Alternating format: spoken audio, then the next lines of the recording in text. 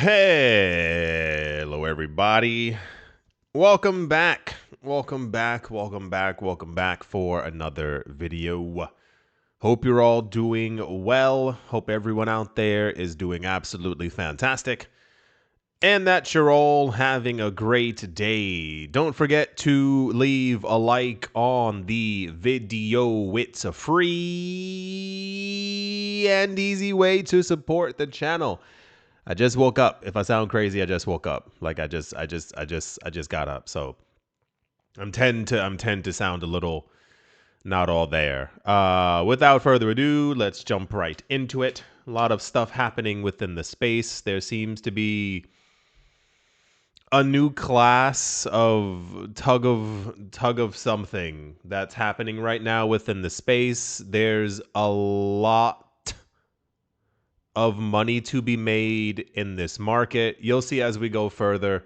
It seems not everyone is content with the stuff that other people are doing, and it's getting a little bit awkward, and I think it's only going to get more intense. A lot of the stuff that a number of the wealthiest people who've gotten into the cryptocurrency space, I think they've kind of painted themselves into a little bit of a digital corner where they keep telling everyone that this is the thing that's going to make the market survive or thrive, but they kind of made it. You'll see. It's just there's a lot of nonsense happening all over the place. But to kick things off, this is something we haven't heard about in a while. We used to get stuff like this, I mean, maybe relatively more often, and it used to hold a higher place because it was like the big thing. So the company Tether, who make the stablecoin Tether, years ago announced that they also liked Bitcoin. It was a really weird time in the market.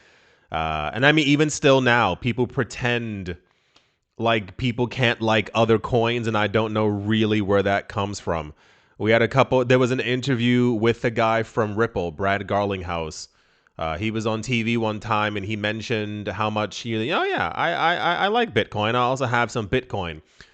And people were up in arms because they were like, why? You can't do that. You like XRP only.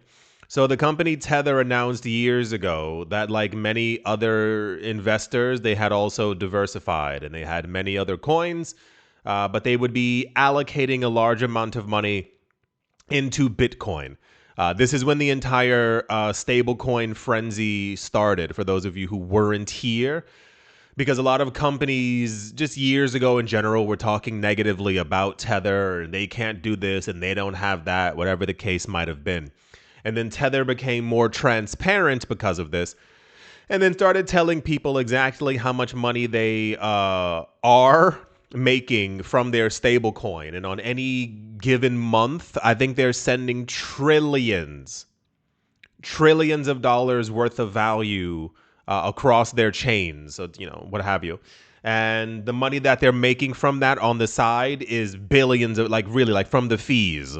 From the fees alone, it's billions of dollars. So around 2020 or 2021, Tether announced that every quarter, they would take 15% of their profits, and they would throw that money into Bitcoin along with a number of other things. So this was bigger news because Tether was kind of the only company in this space for a while who was actively purchasing large amounts of Bitcoin. MicroStrategy popped up around 2023, and they were purchasing 3 million, 7 million, 14 million, but Tether's numbers were always bigger. And as we have hundreds of companies now purchasing large amounts of Bitcoin, the Tether news makes the news, but it often, quite frequently, gets looked over. On the last day of Q3 2025, apparently, Tether added another gigantic amount of Bitcoin to their reserves. They apparently purchased $1 billion worth of Bitcoin. They purchased, and here we go again. They purchased 8,888.88 Bitcoin. I get the significance of the number in many cultures around the world. If you turn the 8 sideways, it looks like the infinity symbol. Infinity equals wealth and prosperity. But a lot of these crypto companies recently have been purchasing 88 Bitcoin, 188 Bitcoin, 888 Bitcoin, that kind of thing. This was spotted by a company called On-Chain Lens. The transfer went directly from Bitfinex hot wallets to Tether's reserve address. This marks one of the largest inflows recorded in 2025 for Tether. And there's a little chart right there. How absolutely beautiful that is.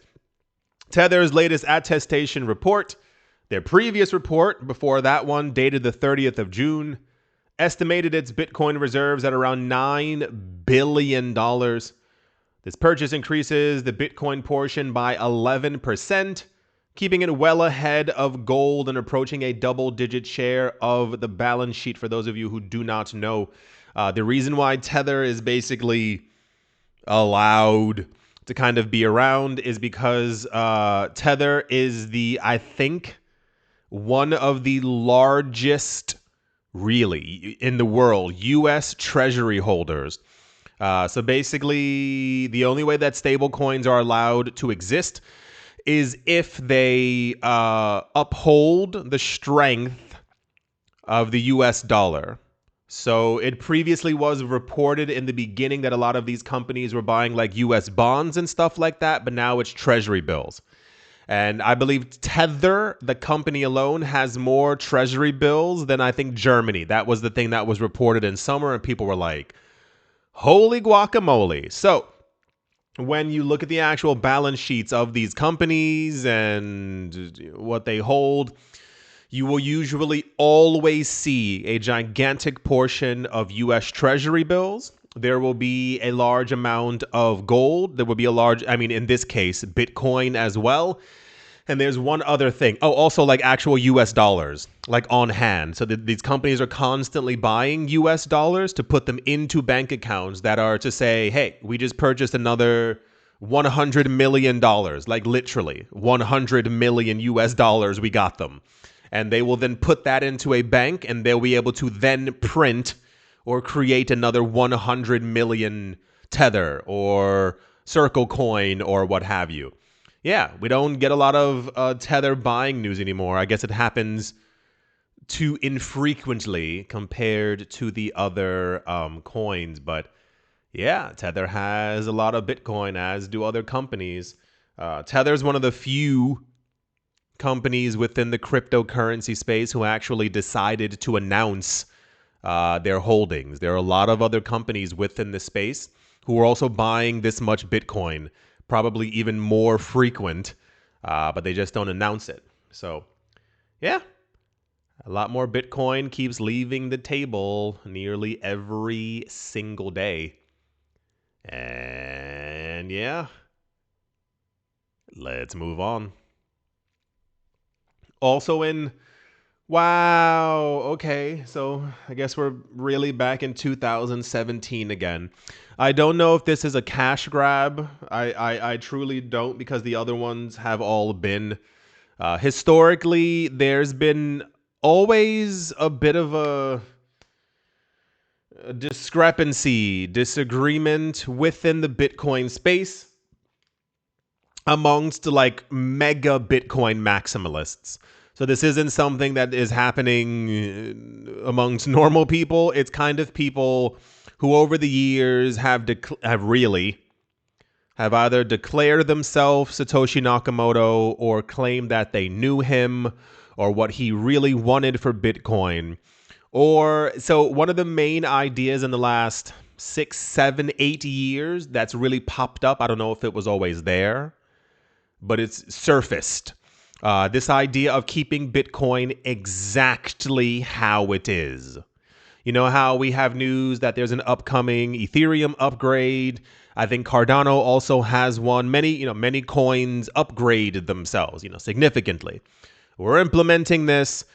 We're going to have 1,000 transactions per second. This is going to happen, and this coin is going to be able to do 18 new things.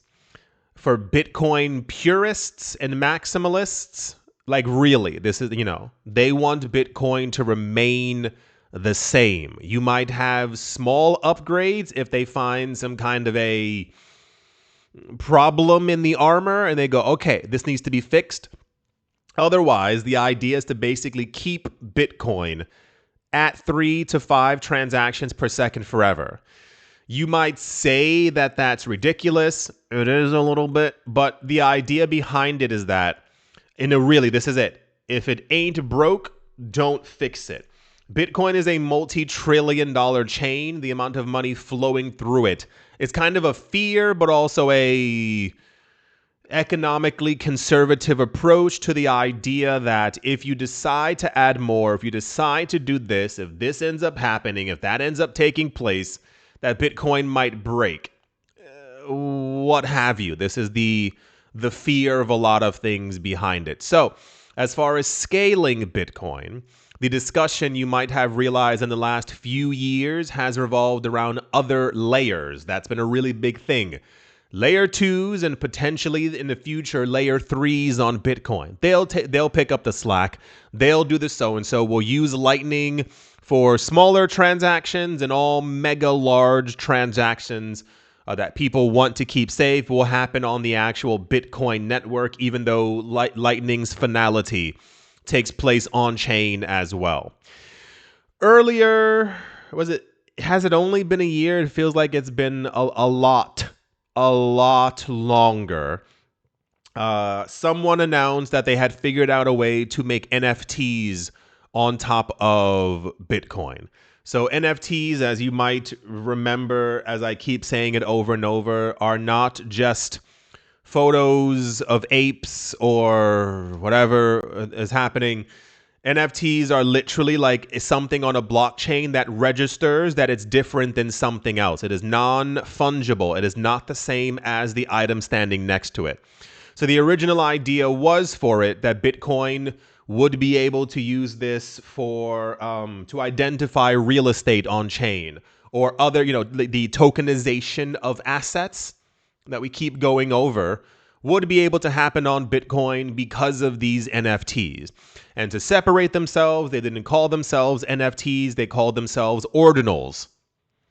Okay. And then I think there was something else that could literally be like etched into, like imagine like taking a stone and writing it into another stone, like etching it into it. And I think those were called runes.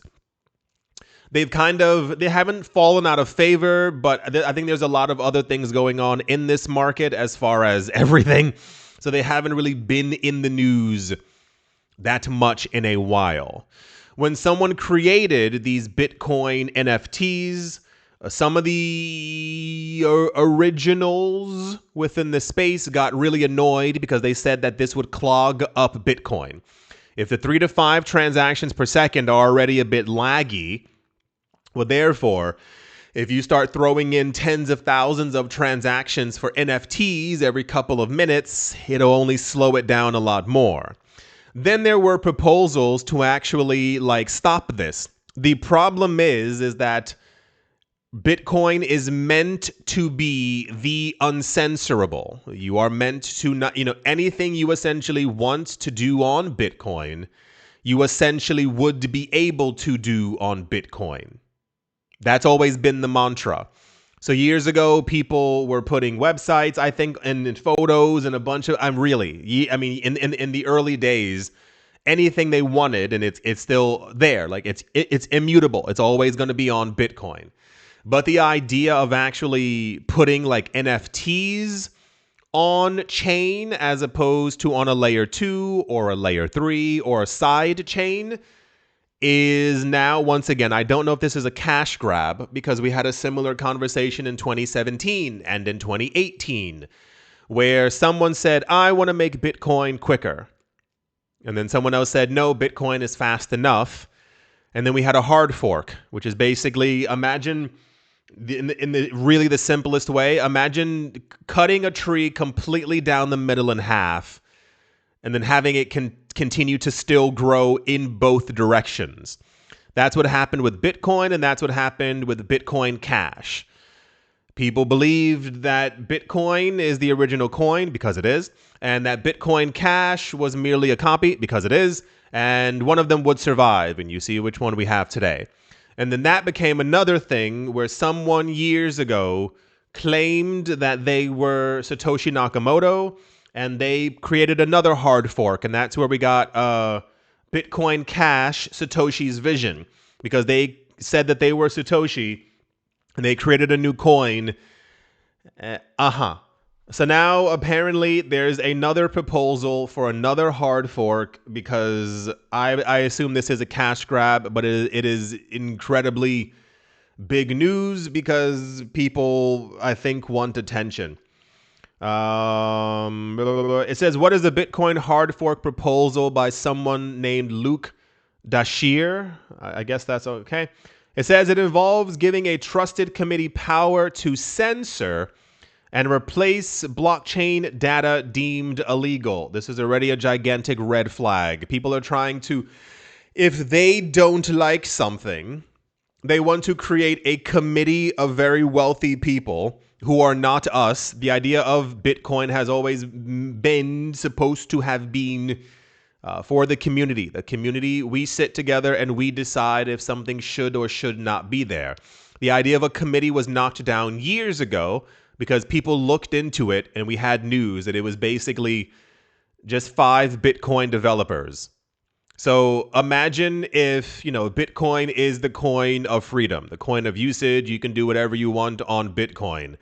And then someone comes together, 5 people, they make a really weird looking Power Rangers team.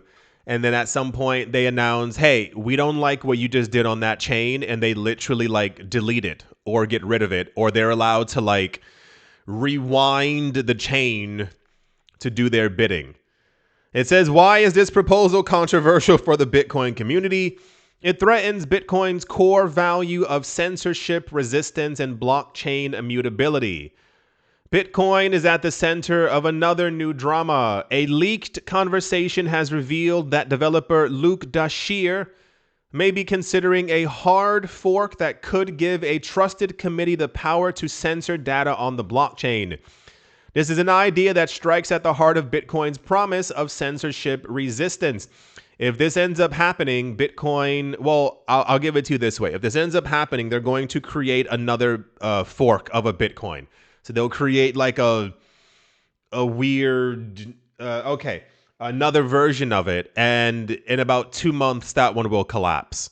This isn't the first time. This isn't the 5th time. This isn't the 8th time that this has happened. People have been doing this for a very long time, trying to, even the term hard fork isn't common anymore. You basically branching off the actual current chain. You take all previous transactions, but you begin to produce new transactions on that new chain.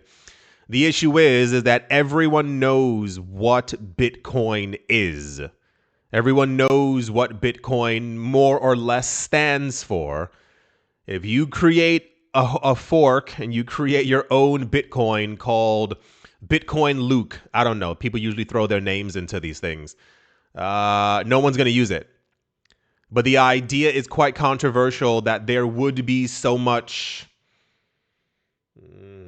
disarray or whatever within this actual community. A lot of it years ago. I don't know what the point of this one is. It has to do... No, this is nonsense. Everyone knows that you shouldn't censor transactions or things, especially from normal people who are trying to send NFTs or $50. Because at that point, we just go back to the old system. We go back to trying to send money with your bank, and they say, no, you can't, and you have to ask for permission, and you say, please, can I send my money? Yeah, this is just really weird. I told you a few weeks ago we're having a lot of blast from the past kind of things. I don't know if that's because we are in the final stretch of the year and there's some kind of a wormhole or a teleportation portal that we've all stepped into, but we've been getting a lot of stuff that's very similar to 2017. What would be great if we had that was similar to 2017 were prices. If we could just, the movement's up If we could just continuously have a good, 500% up in price every month, that would be absolutely glorious. But yeah, if this does happen, it'll obviously be in the news. The other reasons why the other forks became popular is because based on the amount of Bitcoin that you have, you would receive an equal amount of the new coin. That was the only reason why Bitcoin Cash became popular, because Coinbase was forced to announce that they would also be giving people their Bitcoin Cash that they had. So there were a lot of early people who had 3,000 Bitcoin sitting on Coinbase. Bitcoin Cash launched, and these people, I think it was like $600,000, $700,000 that appeared out of nowhere. So Coinbase was like, okay, we'll give it to you. Yeah. Anyway, very weird times in the market. I know there's always something going on, but here we are. Here we are. Crypto will always be extremely weird in one way or another. Okie dokie. I think that's going to do it for this video. I do hope that you've all enjoyed. Hope you all are having a great day, morning, afternoon, evening, wherever you are, wherever you might be. I do hope it's absolutely fantastic. Thank you all once again for watching, listening, liking, commenting, and supporting, and I will most certainly be talking to you all soon. See you.